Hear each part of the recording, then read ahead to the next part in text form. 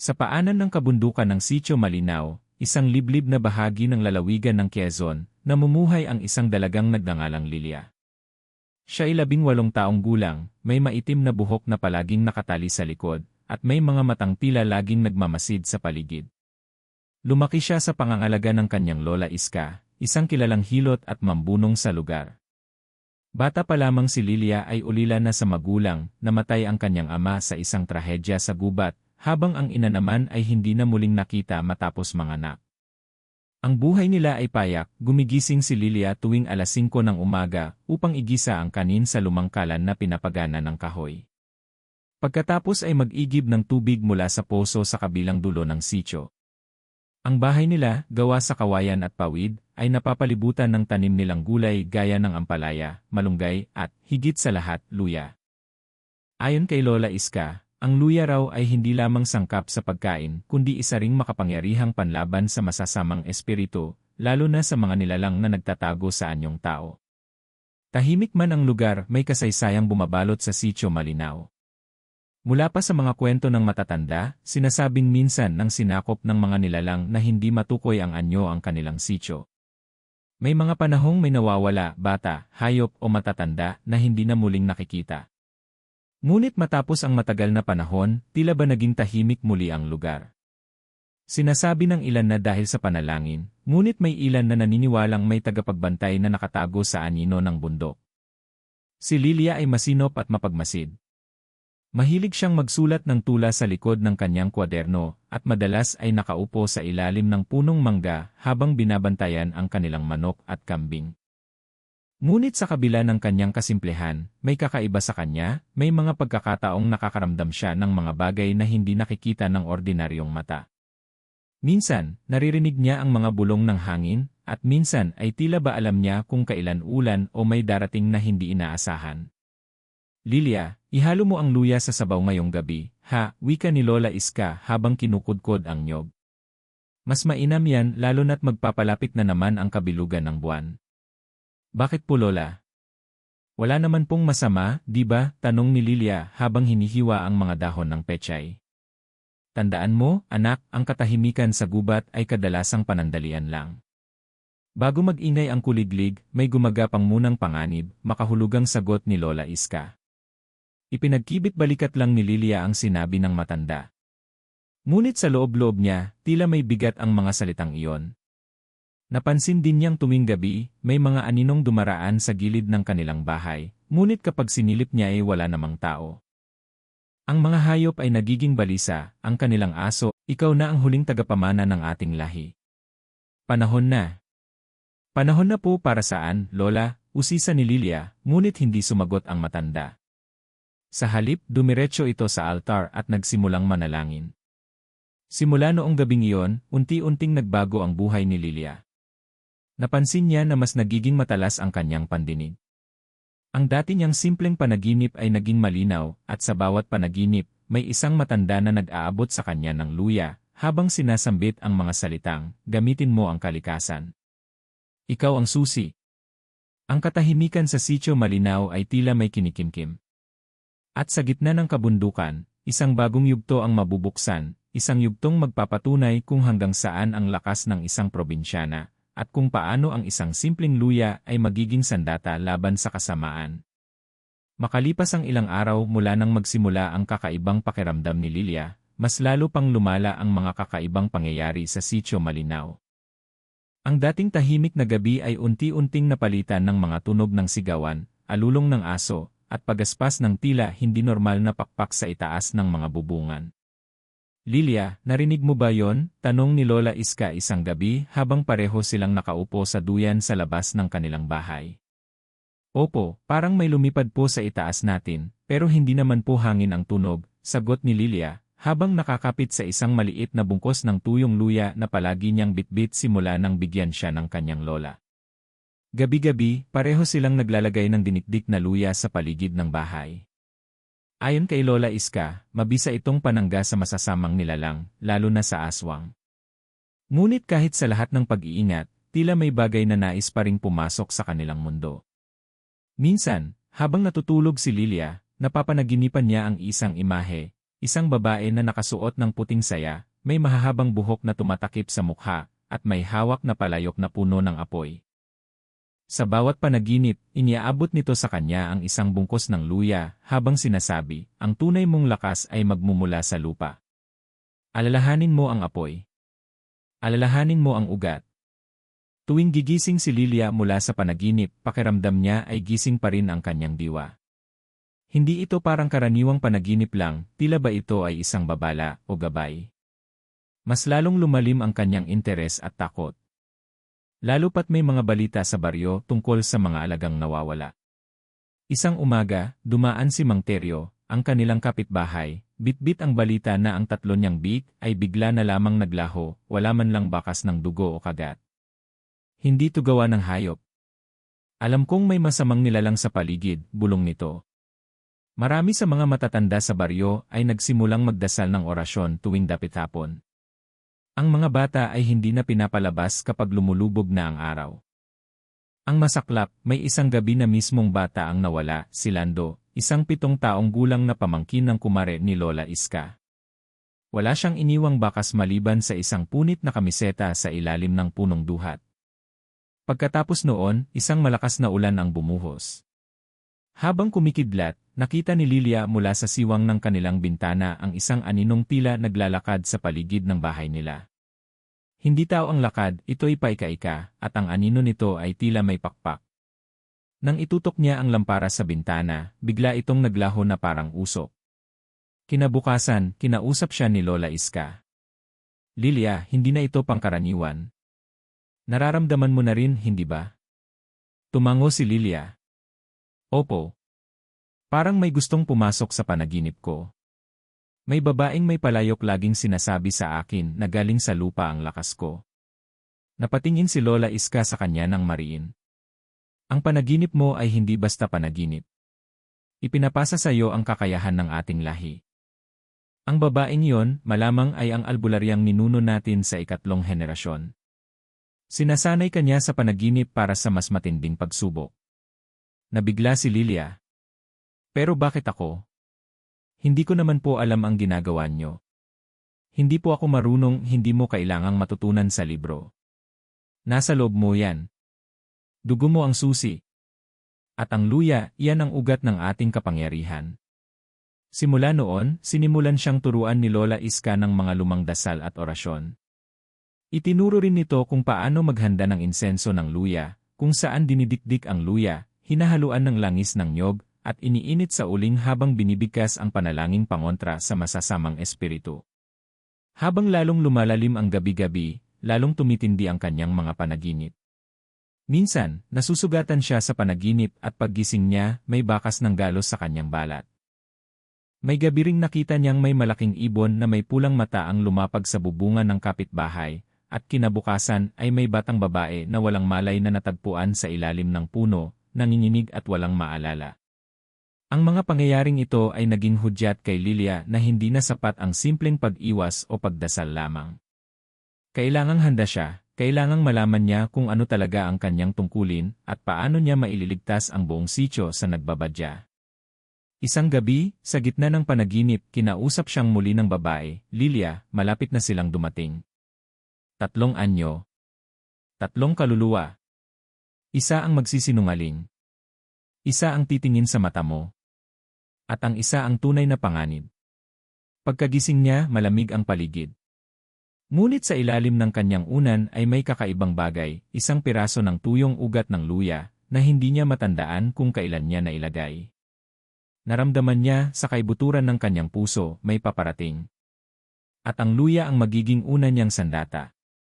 Makaraan ng ilang araw ng sunod-sunod na panaginip, katahimikan, at mga kakaibang kaganapan sa Sitio Malinaw, dumating ang isang grupo ng mga dayuhan sa baryo, 3 magkakaibang nilalang na tila ba may dalang ibang enerhiya. Hindi sila karaniwang bisita. Hindi sila kilala ng mga taga rito, at hindi rin sila formal na ipinakilala ng punong barangay. Dumating lang silang tila walang paalam, sakay ng isang lumang tricycle, hating gabi na habang bumubuhos ang ulan. Si Lilia mismo ang nakakita sa kanilang pagdating. Sa silong ng kanyang bintana, inabutan niya ang isang babae, isang matandang lalaki, at isang binatang tahimik ngunit matalim ang mga mata. May dala silang sako, bayong, at kung ano-anong gamit na nakabalot sa tela. Kinabukasan, kumalat agad ang usapan sa sitio. Sila raw ay galing sa kabilang probinsya, bulong ni Aling Presi sa tindahan. Nagpapagamot daw ang matanda kaya lumipat dito. Pero bakit naman sa atin, sa bundok pa? Baka may itinatago, sagot naman ng isa. Ang mga mata nung isa, parang tumatagos. Si Lilia ay hindi mapalagay. Pakiramdam niya ay isa sa mga dayong ito ang tinutukoy sa kanyang panaginip, ang 3 anyo, isa ang magsisinungaling, isa ang titingin sa kanyang mga mata, at isa ang tunay na panganib. Sa sumunod na araw, ipinatawag ng kapitan ang ilang matatanda sa sitio upang makilala ang mga bagong dating. Ipinakilala ng mga dayo ang kanilang sarili bilang Aling Marta, isang matandang babae na may pilay ang kaliwang paa. Mahina ang tinig nito at laging may dalang rosaryo. Mang Celso, isang lalaki na tila taga-bukid, tahimik at mabait ang kilos. At ang pinakabata, si Arvin, isang binatang halos kaedad ni Lilia, matangkad, maputla, at tila may laging malalim na iniisip. Hindi madaldal, ngunit sa tuwing tititigan si Lilia ay tila ba binabasa ang kanyang kaluluwa. Nang magkatinginan sila ni Arvin, biglang sumikip ang dibdib ni Lilia. Parang may pumasok na malamig na hangin sa kanyang katawan. Hindi siya makakilos sa sandaling iyon. Ngunit ninisyan siya ni Arvin, at biglang nabura ang kaba sa kanyang dibdib. Pag-uwi niya, agad siyang kinausap ni Lola Iska. Nakita mo sila? Tanong nito habang naghahalo ng mga halamang gamot. Opo. Lalo na po yung lalaki si Arvin. Parang may kakaiba po sa kanya. Parang kilala ko na siya dati pa. Minsan, anak, hindi lahat ng pamilyar ay totoo. Tandaan mo ang panaginip mo. 3 sila. Isa lang ang totoo. Isa ang mandaraya. At ang isa ang susubok sa'yo. Kinagabihan, muling dumalaw sa panaginip si Lilia ang babaeng may puting saya. Ngunit ngayon, malinaw na ang mukha nito, matanda, puno ng kulubot, ngunit mapayapa. Nakatayo ito sa harap ng apoy, hawak ang luya na nakapulupot sa sanga. Ang mga pumasok ay hindi basta tao. Isa sa kanila ang nangangailangan ng tulong. Isa ang may dalang tukso. At isa ang magtatangkang ubusin ang ugat ng lupa, ang luya, ang iyong lakas. Pagkagising niya, agad siyang nagtungo sa likod bahay kung saan naroon ang kanilang mga tanim. Laking gulat niya nang makita na may ilang punong luya ang tila kinayod at may bakas ng pagkakalikot. Hindi ito gawa ng hayop, parang may tao na sinadyang sirain ang tanim. Hindi ito normal, Lola, wika niya. May gustong tanggalin sa atin ang proteksyon natin. Magsuot ka na ng mutya. At simulan mong alamin kung sino sa kanila ang mapanlinlang. Sa sumunod na mga araw, sinubukan ni Lilia na makipag-ugnayan sa mga dayo. Una, kinausap niya si Aling Marta, ang matandang babae. Madaldal ito at laging nagkukwento ng mga milagro, dasal, at himala. Ngunit napansin ni Lilia na tuwing lalapit siya sa haligi ng bahay kung saan may nakasabit na tuyong luya, bigla itong ika at tila nangingilabot. Sunod ay si Mang Celso. Tahimik ito ngunit mabait. Palaging tumutulong sa ibang kapitbahay, nag-aayos ng bubong, nag-aalok ng ani, at kung minsan ay nagpapaluto ng gulay sa iba. Ngunit sa tuwing mapapadaan siya sa anihan ng luya ni Lilia, lagi niyang sinasabing, hindi ko maintindihan kung bakit mahilig kayo sa ugat na yan. Walang kwenta yan sa ibang lugar. At huli si Arvin. Sa tuwing magtatama ang mata nila ni Lilia, parang may bumubulong sa isip niya.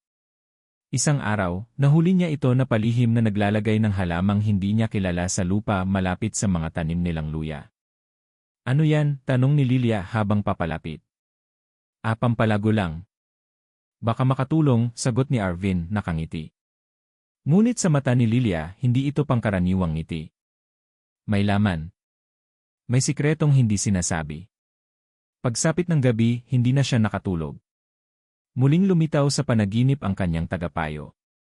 Ang may mata na tumitingin sa kaluluwa mo ay siyang makakapatay sa liwanag kung hindi mo sisiyasatin. Huwag kang magpadala sa lambing ng anyo. Magtiwala sa ugat. Pagkagising niya, tinignan niya ang paligid, ang mga pananim, ang mga anino ng gabi. At doon, sa gilid ng bakod, nakita niya ang isang piraso ng balat ng tao, manipis, tila sinlaki ng palad ng sanggol. Nakabalot ito sa tuyong dahon ng saging. Dumating ang gabi ng kabilugan ng buwan. Sa Sitio Malinaw, sinasabing ang ganitong gabi ay sagrado, ito ang panahon ng pinakamalakas na enerhiya, ngunit isa rin ito sa mga pinakadelikadong oras para sa pag-atake ng mga nilalang na hindi kayang mabuhay sa liwanag ng araw. Nagbabala si Lola Iska kina Lilia. Ngayong gabi, huwag kang lalabas. At kung sakaling may marinig kang ingay, huwag mong bubuksan ang pintuan. Kung totoo ngang narito na ang aswang, susubok siyang pumasok ngayong gabi. Ngunit si Lilia, batid na ang panganib ay hindi niya maaaring iwasan. Sa panaginip pa lang, ilang beses nang inihanda siya ng kanyang ninuno sa isang tiyak na pagharap sa nilalang na gumagala sa gabi. Kaya naman kahit takot ang kanyang puso, nagpasya siyang maghanda. Naglatag siya ng mga durog na luya sa bawat bukasan ng bahay, bintana, pintuan, siwang sa ilalim ng dingding. Naglagay rin siya ng langis na pinagbabara ng bawang at luya sa baso, na inilagay sa 4 na sulok ng kanilang bahay.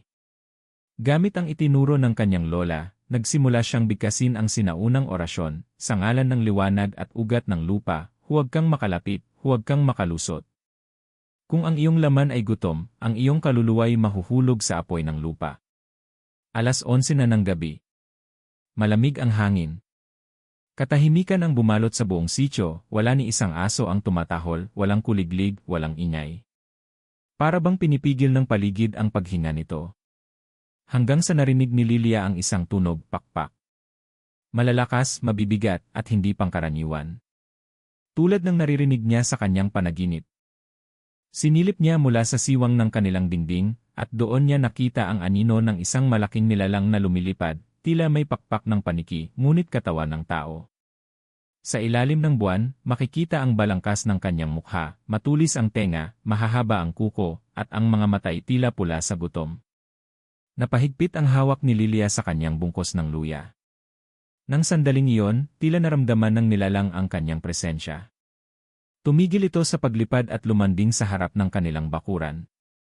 Lilia, bulong ng nilalang, gamit ang tinig na hindi pangkaraniwan, parang halong tinig ng bata, babae, at matanda. Lumabas ka, gusto lang kitang makausap, hindi niya binuksan ang pinto. Ngunit biglang sumigaw si Lola Iska mula sa loob ng silid. Lilia! Huwag kang lalapit.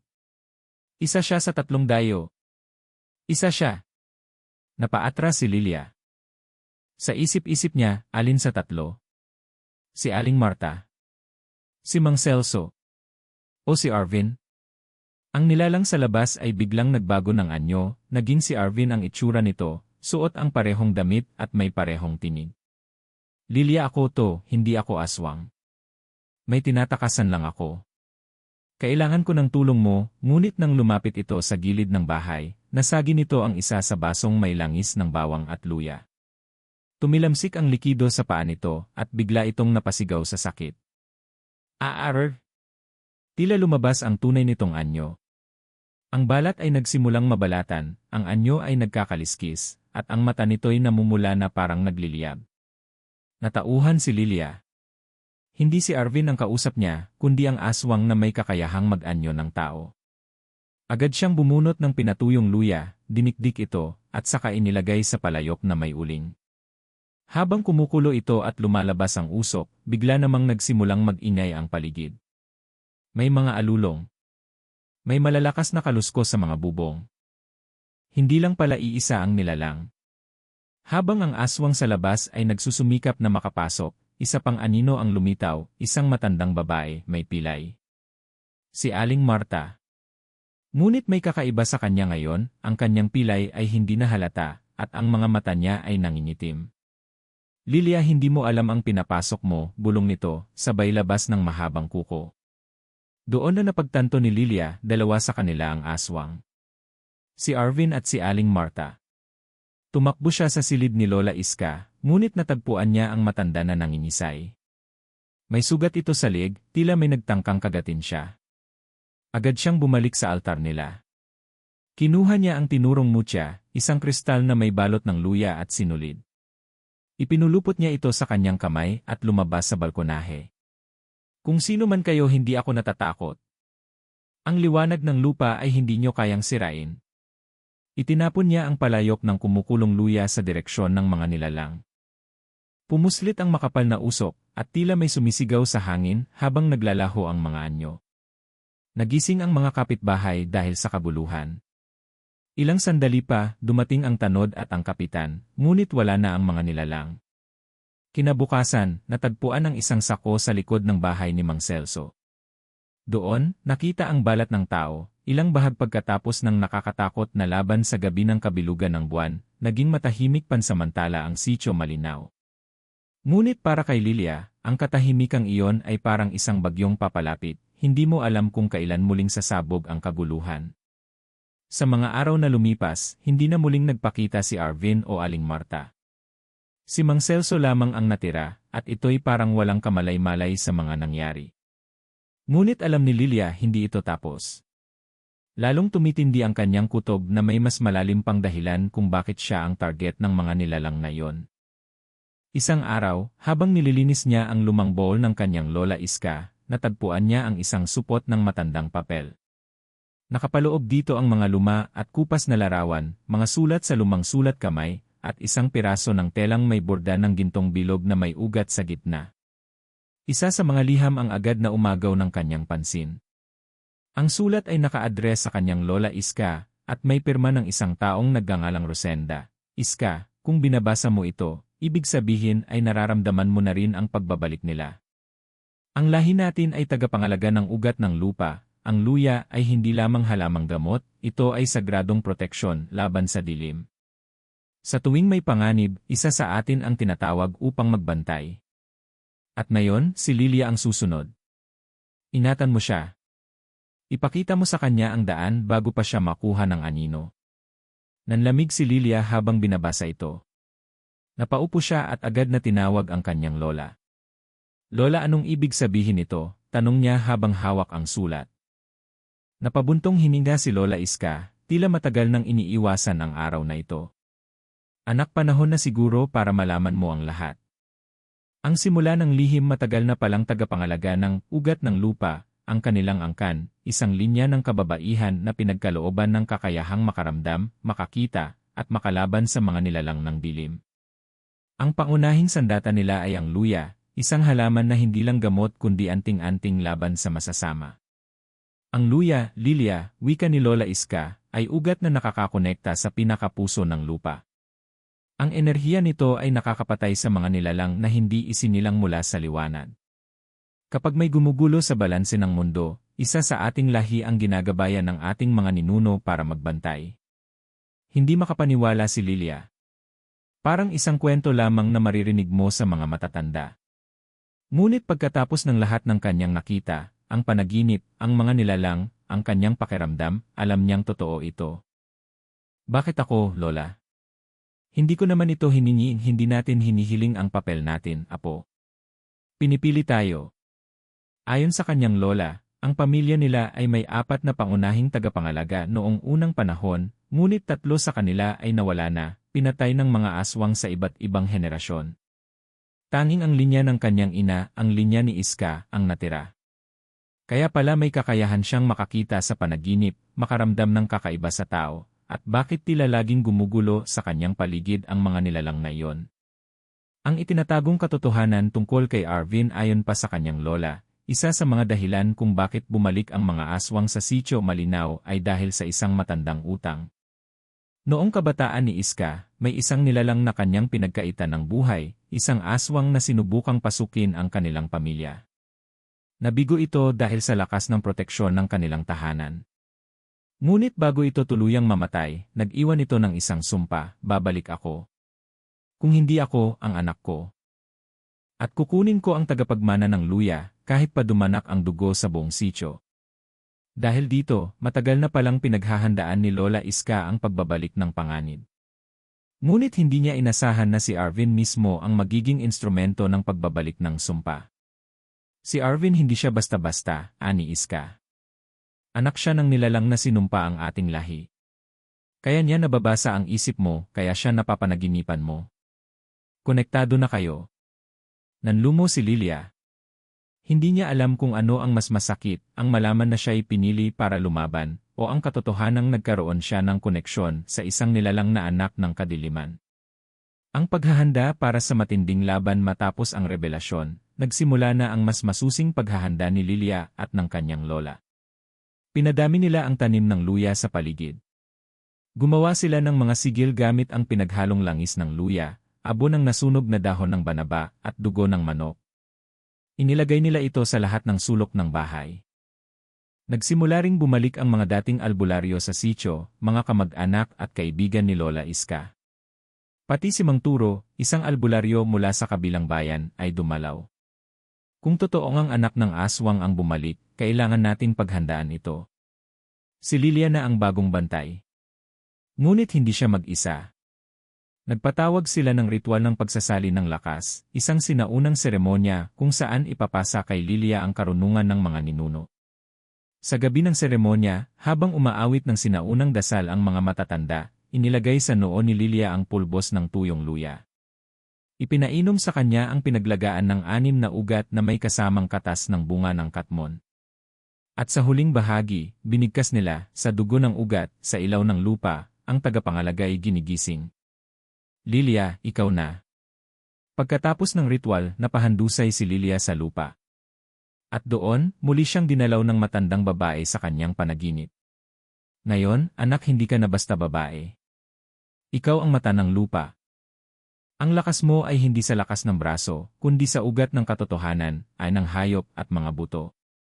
Lalong lumakas ang hinala ni Lilia, isa si Mang Celso sa mga kakampi ng aswang, kahit hindi siya aktwal na aswang. Ngunit sa kabila ng lahat, isa lang ang sigurado ni Lilia, hindi pa tapos ang laban. At ngayon, alam na niya kung sino ang tunay na kaaway. Hindi na ito basta lumipas ang ilang linggo mula nang isagawa ang ritual ng pagsasalin ng lakas kay Lilia. Sa unang tingin ay tila naging payapa muli ang Sitio Malinaw. Ang mga albularyo ay nagbalik sa kani-kanilang bayan, iniwan si Lilia sa pangangalaga ng kanyang Lola Iska. Ngunit sa kabila ng katahimikan ay may bumabagabag sa damdamin ng dalaga. Tila may masamang aninong muling dumadapo sa paligid. Isang gabi, habang nagdidilig si Lilia ng mga halamang gamot sa likod ng bahay, bigla niyang naramdaman ang kakaibang lamig ng hangin. May amoy na bulok na karne. Lumingalinga siya ngunit wala siyang makita. Maya-maya, may dumaan na itim na anino sa likod ng mga puno ng saging. Hindi ito hayop. Hindi rin tao. Isa na naman sa mga nilalang ng dilim. Bumalik na sila, mahina niyang bulong. Ang katahimikang naglalaman ng banta sa araw ay parang karaniwang sitio lang ang malinaw. Ngunit sa gabi, muling lumitaw ang mga alingasngas, mga hayop na tila nauulol sa pag-iyak, mga bata na bigla na lang nilalagnat at nagsasalita ng wika na hindi maintindihan, mga panaginip na puno ng apoy at dugo. Hindi pa man nakakaahon si Lilia sa bigat ng kanyang bagong tungkulin, dumating ang isa pang balita, may nawawalang kambing, sumunod ay baboy, at isang gabi, isang batang lalaki ang natagpuang walang malay sa gitna ng kalsada, may marka ng kagat sa leg. Agad na tumakbo si Lilia sa tahanan ng biktima. Tinaboy ng mga magulang ang sinumang gustong lumapit, ngunit nang marinig nilang naroon si Lilia, agad silang nagbukas ng pinto. Lilia, tulungan mo kami, parang wala na siyang kaluluwa. Tiningnan ng dalaga ang bata. Nanlalabo ang mata, malamig ang balat, at tila ba nawalan ng hininga. Kumuha siya ng pinulbos na luya at nilagay sa bibig ng bata. Dinampian ng langis sa noo at dibdib. Nang biglang gumising ito. Napahiyaw ang ina't ama sa gulat at tuwa. Ngunit may isang detalye ang hindi nakataka sa mata ni Lilia, may bahid ng itim na usok na lumabas sa bibig ng bata bago ito bumalik sa ulirat. Isa na namang senyales na nilalaso ng dilim ang sitio. Ang taksil sa loob ng sitio kinabukasan, nagpatawag ng pulong si Lilia sa mga matatanda ng sitio. Gusto niyang malaman kung sino pa ang may karanasan o pinaghihinalaang konektado sa mga nangyayari. Ngunit imbes na matulungan siya, isang matandang lalaki ang tumayo't nagsimulang siraan siya. Simula nang dumating ang batang ito at pinakialaman ang mga lumang bagay, nagsimula ang gulo. Baka siya ang nagdadala ng malas. Lilia ay nabigla. Hindi niya inaasahan ang ganung akusasyon. Lalo na nang suportahan pa ito ng ilang mga kapitbahay. Ilang taon nang tahimik ang sityo. Bakit ngayon lang ulit tayo ginulo ng mga nilalang? Hindi kaya siya ang tukso, dagdag ng isa. Sa gitna ng kaguluhan, isang batang babae ang lumapit kay Lilia. Anak ito ni Aling Marta, ang matandang nawawala mula ng gabing huling nakita si Arvin. Lilia, may gusto akong ipakita sa'yo. Ang lihim na silid sa lumang bahay, sumama si Lilia sa bata. Dinala siya nito sa bahay nila sa gilid ng sityo, kung saan nakatayo pa rin ang sira-sirang bahay ni Aling Marta. Pinababa siya sa ilalim ng bahay, sa isang maliit na trapdoor na nakatago sa ilalim ng papag. Pagbukas niya, bumungad ang mabahong amoy ng dugo at nabubulok na laman. Sa loob ay may altar na may mga itim na kandila, basag na itlog, at mga larawan ng mga tao sa sityo, kabilang siya.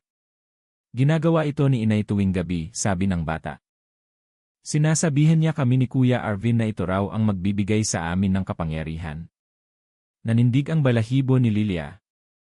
Kaya pala hindi na bumalik si Aling Marta, iniwan ang pamilya niya, at ang lahat ng kasamaan, sa lugar na ito. Agad siyang kumuha ng langis ng luya at sinindihan ang altar. Biglang sumiklab ito ng kulay bughaw. Isang aninong lumitaw at sumigaw, tila isinumpa at itinaboy sa apoy.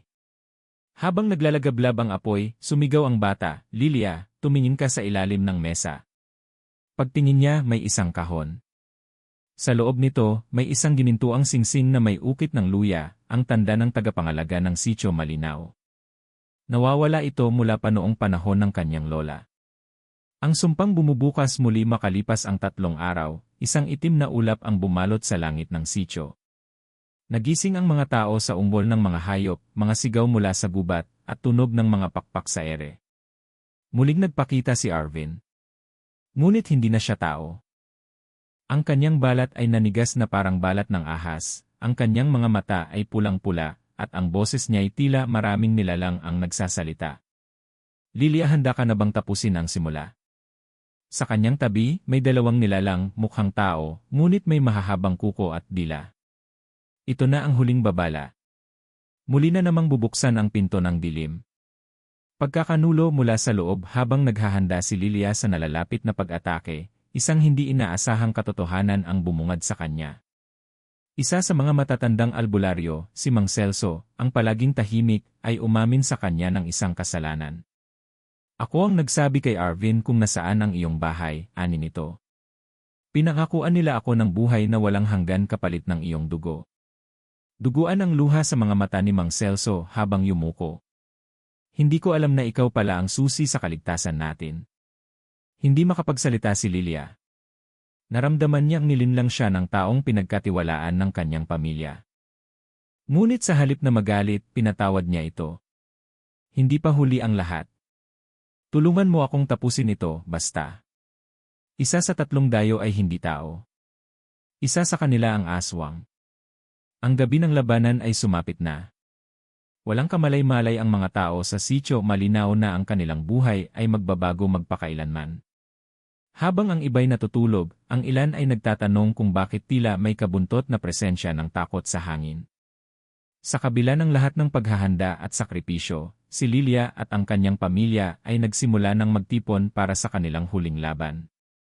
Pagpaplano ng labanan sa bahay ni Lilia, magkakasama sina Lola Iska, Mang Celso, at ang iba pang matatandang albularyo.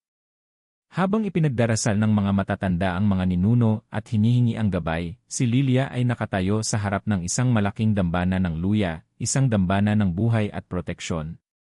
Ang gabing ito ang magiging desisyon ng kanilang kapalaran. Kung magtatagumpay, maiiwasan nila ang ganap na pagguho ng Sitio Malinaw.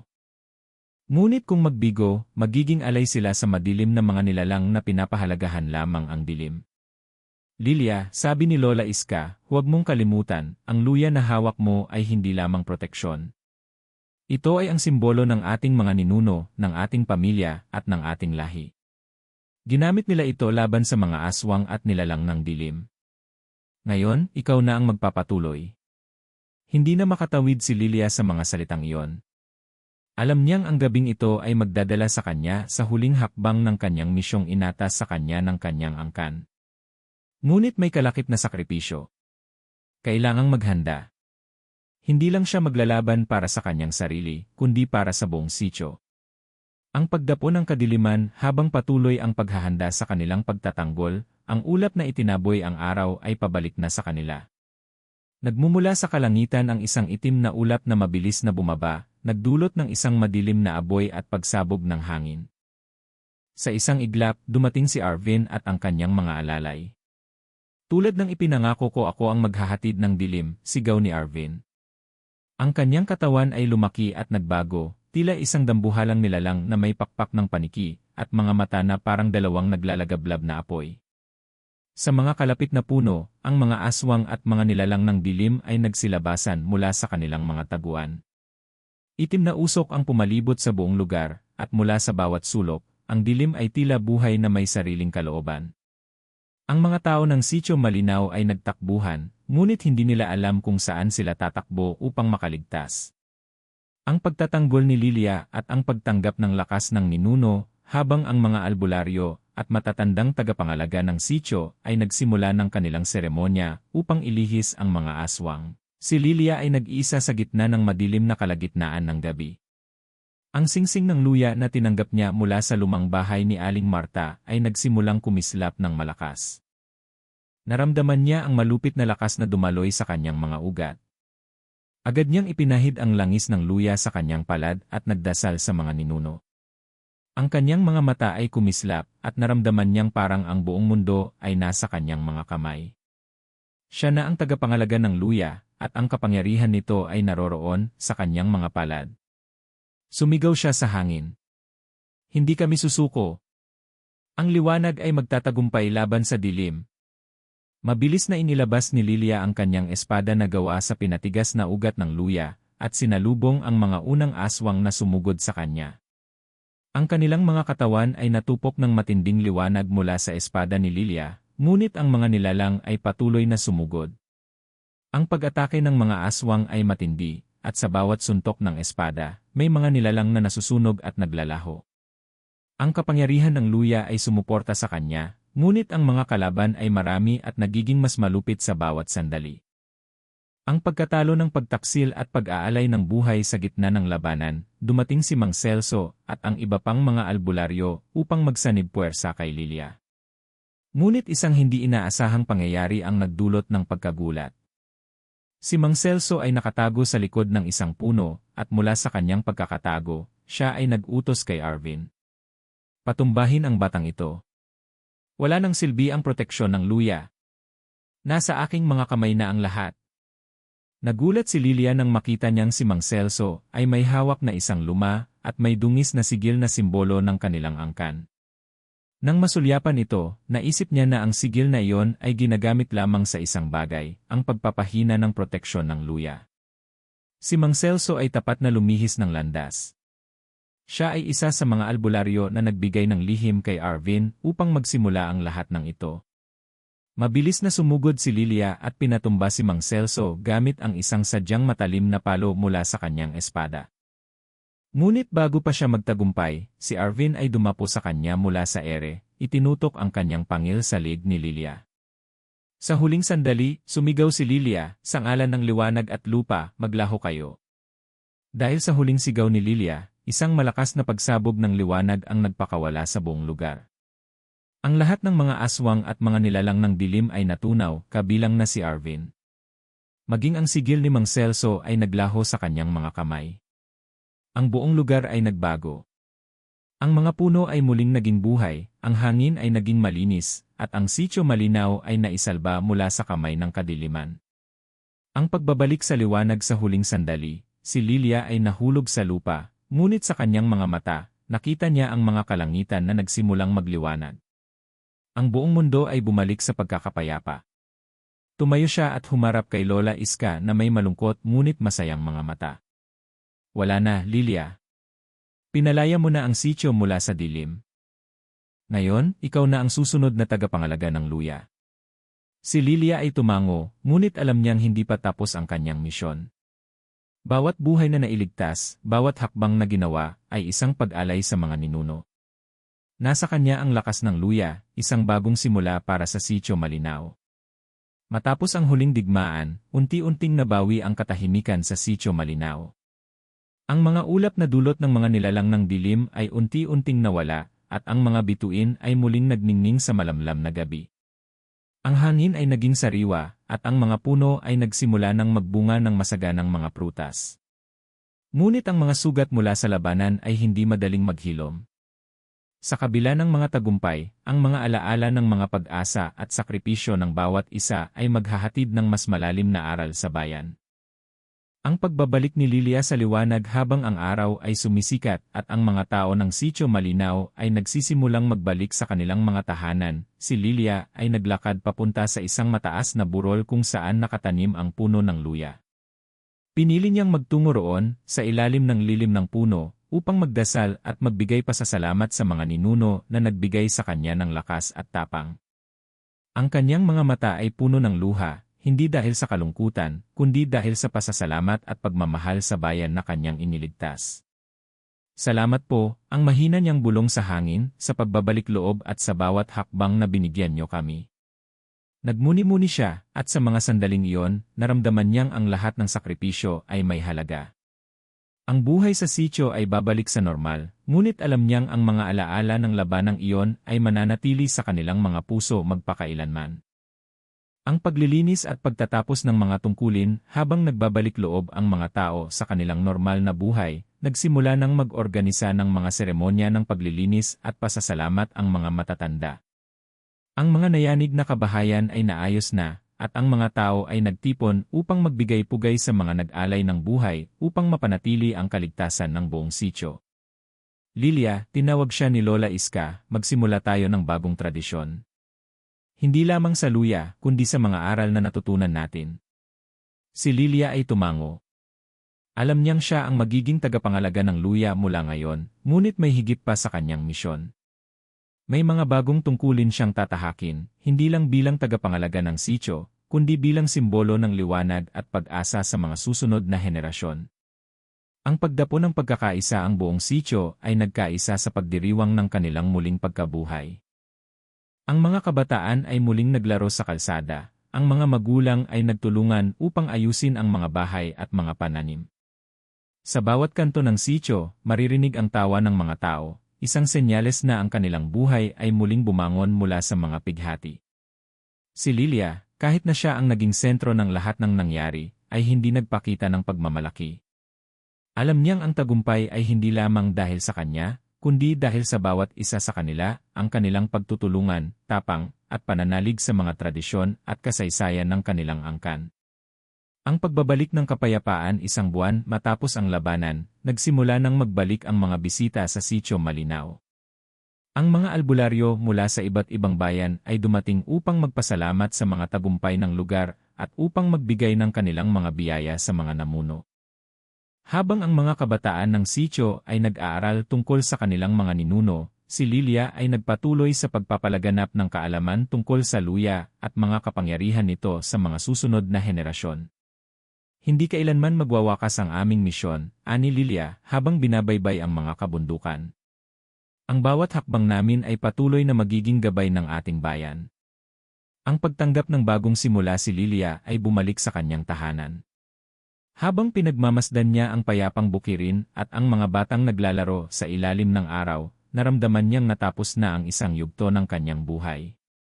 Ang bagong simula para sa Sitio Malinaw ay puno ng pag-asa at mga aral na itinaguyod ng mga nakaraang henerasyon. Hindi ko na kailangan pang maglakbay pa, ang naisip ni Lilia, ang aking misyon ay narito na sa aming bayan, sa bawat piraso ng lupa, at sa bawat sipol ng hangin. Habang ang mga huling ulap ay naglaho, nagpatuloy ang kwento ng Sitio Malinaw, isang kwento ng tapang, pagkakaisa, at isang batang probinsyana na nagdala ng liwanag sa gitna ng dilim.